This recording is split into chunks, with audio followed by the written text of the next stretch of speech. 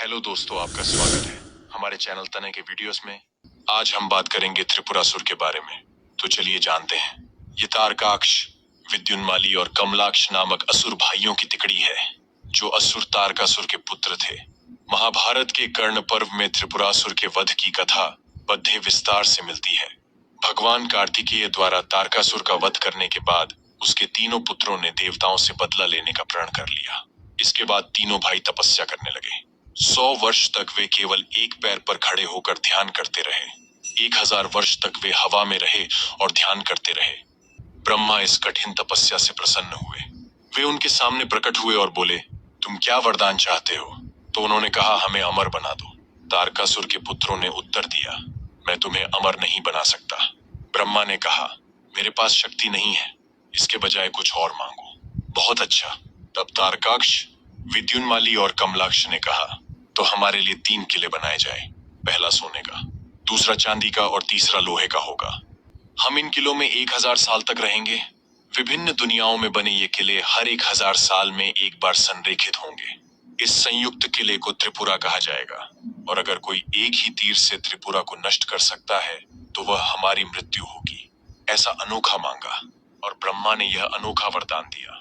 मई नामक एक दानव था जो निर्माण कार्य में बहुत कुशल था। ब्रह्मा ने उसे किले बनाने के लिए कहा। सोने का किला स्वर्ग में, चांदी का किला आकाश में और लोहे का किला धरती पर बनाया गया। तारकाक्ष को सोने का किला मिला, कमलाक्ष को चांदी का और विद्युन्माली को लोहे का। प्रत्येक किला एक शहर जितना बड़ा था और उसके अंदर कई महल और विमान थे। असुरों ने तीनों किलों पर कब्जा कर लिया और फलने फूलने लगे। देवताओं को यह बिल्कुल पसंद नहीं आया और वे पहले ब्रह्मा के पास गए, लेकिन ब्रह्मा ने कहा कि वे उनकी मदद नहीं कर सकते। आखिरकार उनके वरदान की बदौलत असुरों को त्रिपुरा मिला था। तब देवता मदद के लिए शिव के पास गए, लेकिन शिव ने कहा कि असुर कुछ भी गलत नहीं कर रहे थे। जब तक ऐसा था, तब तक उन्हें समझ में नहीं आया कि देवता इतने परेशान क्यों थे। वे फिर विष्णु के पास गए, जिन्होंने सुझाव दिया कि अगर समस्या ये है कि असुर कुछ भी गलत नहीं कर रहे थे, तो इसका समाधान उन्हें पापी बनने के लिए राजी करना था। अपनी शक्तियों से भगवान विष्णु ने एक मनुष्य का निर्माण किया। इस मनुष्य का सिर मुंडा हुआ था, उसके कपड़े फीके थे और उसके हाथ में लकड़ी का पानी का घड़ा था। वह भगवान विष्णु के पास गया। उसने भगवान विष्णु से पूछा, मेरे लिए क्या आदेश है? भगवान विष्णु ने उत्तर दिया, मैं तुम्हें समझाता हूँ कि तुम क्यों पैदा हुए हो। मैं तुम्हें एक ऐसा धर्म सिखाऊंगा जो वेदों के बिल्कुल विरुद्ध है। तब तुम्हें यह आभास होगा कि न स्वर्ग है और न नरक, और स्वर्ग और नरक दोनों ही धरती पर हैं। तुम ये नहीं मानोगे कि धरती पर किए गए कर्मों का पुरस्कार और दंड मृत्यु के बाद मिलता है। त्रिपुरा जाओ और राक्षसों को यह धर्म सिखाओ, जिससे वे धर्म के मार्ग से विमुख हो जाएंगे। तब हम त्रिपुरा के बारे में कुछ करेंगे। उस मनुष्य ने वैसा ही किया जैसा उससे कहा गया था। वह और उसके 4 शिष्य त्रिपुरा के पास एक जंगल में गए और उपदेश देने लगे। उन्हें स्वयं विष्णु ने प्रशिक्षित किया था, इसलिए उनकी शिक्षाएं विश्वसनीय थीं और उनके कई अनुयायी थे।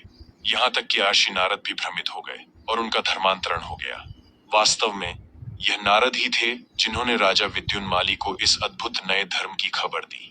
नारद ने जाकर कहा है, राजा, एक अद्भुत नए शिक्षक हैं जिनके पास एक अद्भुत नया धर्म है और मेरा धर्मांतरण हो गया है।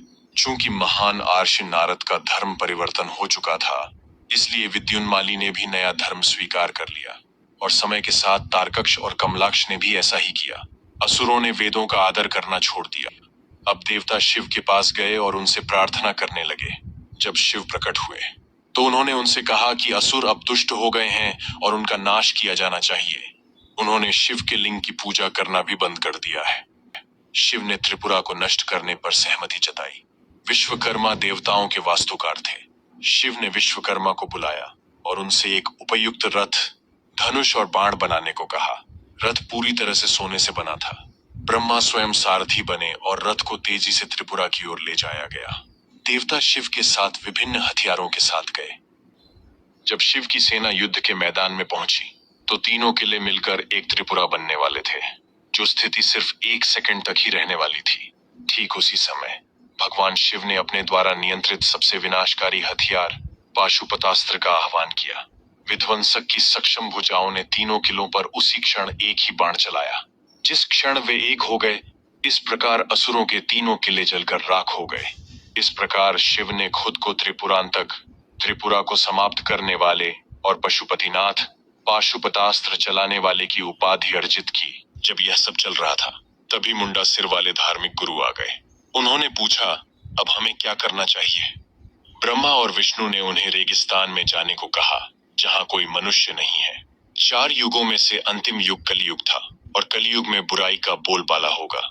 जब कलयुग आएगा तो उन्हें वापस आकर अपनी शिक्षा नए सिरे से शुरू करनी थी, और एक बार जब वे अपने चरम पर पहुंच जाएंगे तो भगवान पुनर्जन्म लेंगे और उन्हें धरती से मिटा देंगे, और एक बार फिर दुनिया सभी प्रकार की बुराई और असुरों से मुक्त हो जाएगी। तो दोस्तों, ऐसी ही महत्वपूर्ण जानकारियां पाने के लिए हमारे चैनल को सब्सक्राइब करें, लाइक करें, कमेंट करें। मिलते हैं नेक्स्ट वीडियो में, तब तक के लिए बाय बाय।